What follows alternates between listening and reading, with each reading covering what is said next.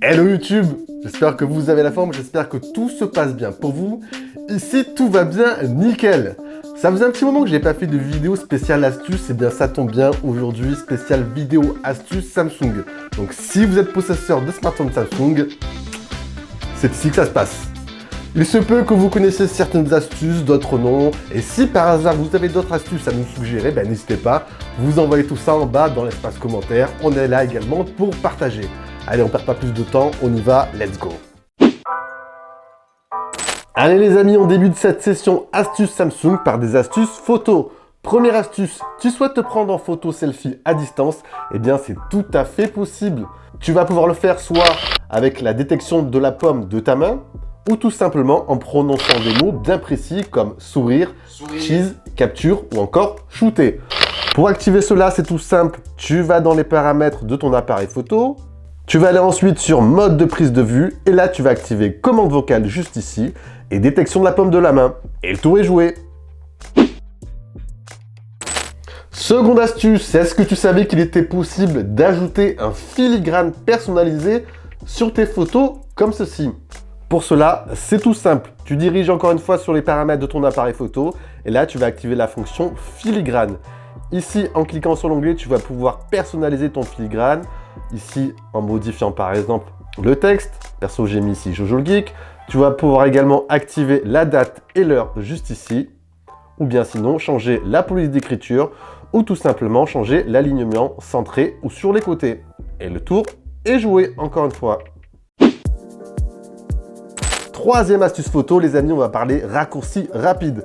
Tu veux filmer rapidement? Ouvre ton appareil photo, reste appuyé sur le déclencheur et là, tu vas monter sur le canal ici pour filmer en continu.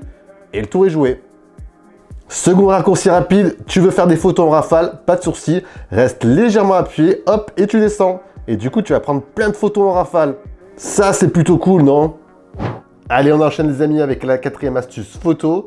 Alors, je ne sais pas si vous l'avez vu, mais avec la dernière mise à jour One UI 5, vous allez pouvoir extraire du texte très facilement lorsque vous prenez une photo.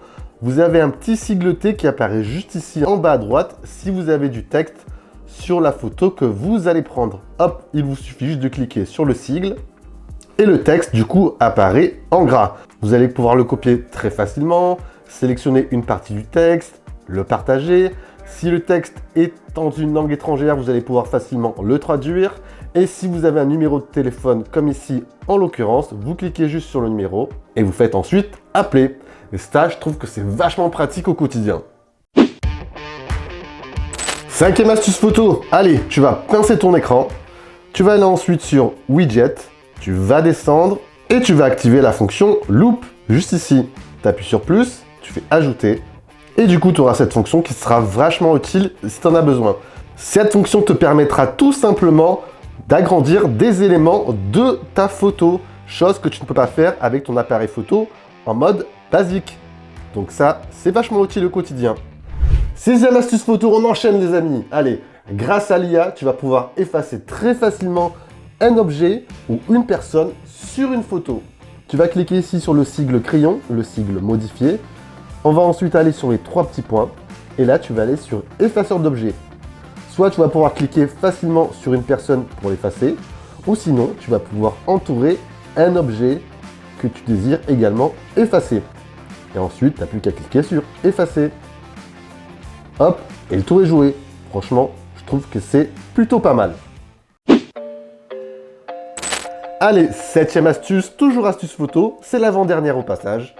Hop, vous allez cliquer sur la galerie, vous allez aller en bas à droite sur les trois traits, vous allez dans les paramètres, vous allez descendre tout en bas sur à propos de la galerie, et là vous allez cliquer plusieurs fois sur version juste ici, jusqu'à que soit inscrit Gallery Labs is débloqué. Vous revenez en arrière et vous allez avoir apparaître un nouveau menu juste ici, Gallery Labs. Vous allez cliquer ici et du coup dans ce menu il y aura plein de fonctions très utiles, franchement des fonctions très pratiques. Il y a par exemple la possibilité de transformer vos images directement en PDF. Petit exemple, on va retourner dans la galerie, vous cliquez sur votre image, vous faites créer et vous faites ensuite Save as PDF. Du coup, votre image se transformera directement au format PDF. Et voilà. Allez, on continue avec la dernière astuce photo.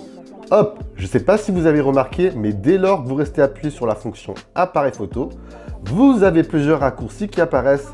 Donc voilà, vous avez par exemple le raccourci prendre un selfie, enregistrer une vidéo, prendre un portrait. Donc des raccourcis très utiles, ça vous évitera d'ouvrir à chaque fois l'appareil photo. Et ce qui est cool, c'est qu'en restant appuyé, vous allez pouvoir prendre directement le raccourci et le rajouter sur votre interface d'accueil. Hop, du coup, ça te permettra d'avoir un raccourci selfie directement ici. Et voilà. Allez, 9e astuce, regarde ça.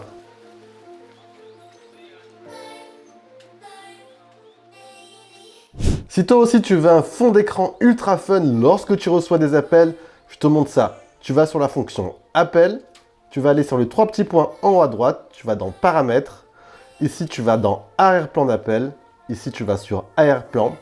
Et là, soit tu vas pouvoir choisir des fonds d'arrière-plan qui sont déjà existants, ou bien en appuyant sur plus, tu vas pouvoir ajouter toi-même tes fonds d'écran que tu auras créés au préalable, comme celui-ci. Et le tour est joué. Écoute ça. Mon cœur. Mon cœur. Si toi aussi tu veux que ton smartphone épelle à haute voix la personne qui t'appelle, eh bien tu vas dans la fonction appel, tu vas sur les 3 petits points, ici tu vas dans les paramètres, tu vas aller ensuite sur répondre et mettre fin aux appels, là tu vas cliquer sur lire nom appelant à haute voix, tu actives cette fonction et là tu fais toujours. Du coup, dès qu'une personne va t'appeler, ton smartphone va tout simplement épeler à haute voix la personne qui t'appelle. Et ça, c'est plutôt cool. Allez, pour la 11e, 12e et 13e astuce, ce sont des gestes pratiques qui vont faciliter ton quotidien lorsque tu vas naviguer avec ton smartphone. 11e astuce, pour ouvrir habituellement entièrement ton centre de contrôle, tu fais 1 puis 2 et là tu as entièrement ton centre de contrôle. Technique rapide pour ouvrir entièrement ton centre en une fois, prends tes 2 doigts, hop, et tu slides vers le bas. 12e astuce, habituellement pour faire un affichage fractionné, tu vas sur tes applications en arrière-plan, tu appuies sur l'icône juste ici et tu fais affichage fractionné. Il y a une technique beaucoup plus simple. Tu ouvres ton application, tu prends tes 2 doigts et tu barres du bas de l'écran, hop, en remontant, hop, et du coup tu as ton affichage fractionné ultra rapidement. Et 13e astuce, toujours dans les gestes pratiques, habituellement pour ouvrir une page contextuelle, hop, tu vas également sur tes applications en arrière-plan, tu restes appuyé et là tu fais affichage contextuel, du coup tu as ta page, hop, comme ceci. Eh bien il y a une technique beaucoup plus simple, ouvre ton application, tu pars du bord de l'écran, en haut à droite ou à gauche et tu descends comme ceci, en slidant, hop, et le tour est joué. 14e astuce, et là on va parler personnalisation d'interface. Est-ce que tu savais que depuis la dernière mise à jour, tu avais la possibilité d'empiler des widgets comme ceci? Moi je trouve que c'est ultra cool. Tu as le côté en même temps pratique et tu as le côté aussi visuel qui te permet de changer rapidement au niveau personnalisation. Pour faire cela, c'est tout simple. Hop, tu vas pincer ton écran, tu vas aller sur widget, on va choisir celui-ci, tu fais ajouter, tu restes appuyé sur ton widget et là tu vas faire créer une pile. Du coup, tu vas pouvoir ajouter d'autres widgets par-dessus. Du coup, tu as ta pile comme ceci. Et le tour est joué. Petite interlude au passage, vous êtes nombreux à me demander dans mes shorts YouTube quel launcher j'utilise ici sur Samsung. Eh bien, j'utilise en fait l'application KWGT. C'est une application qui regorge d'innombrables widgets. Vous allez également pouvoir customer ces derniers. Donc, je vous invite à les tester. C'est une application franchement très fun. Si vous adorez la personnalisation, il y a de quoi faire. C'est une application qui est en plus gratuite. Il y a quelques add-ons qui sont payants. Mais grosso modo, franchement, vous allez pouvoir faire pas mal de choses de manière gratuite. Donc, je vous invite à aller la tester. Allez, on continue avec la 15e et 16e astuce. Et on va parler de la lampe torche. Je sais pas vous, mais moi perso, c'est un truc que j'utilise assez souvent. Donc, il faut absolument que la lampe torche soit activable très rapidement et facilement, même si mon écran est verrouillé. Perso, je l'active de 2 manières très simples. Soit j'appuie 2 fois sur mon bouton de veille sur la droite, comme ceci, hop.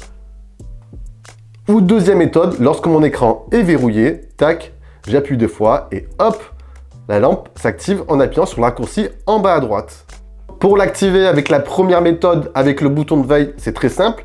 Tu vas aller dans tes paramètres, tu vas aller ensuite sur fonction avancée, touche latérale, et ici sur double appui, tu vas activer cette fonction, et sur ouvrir l'application, tu vas choisir lampe torche.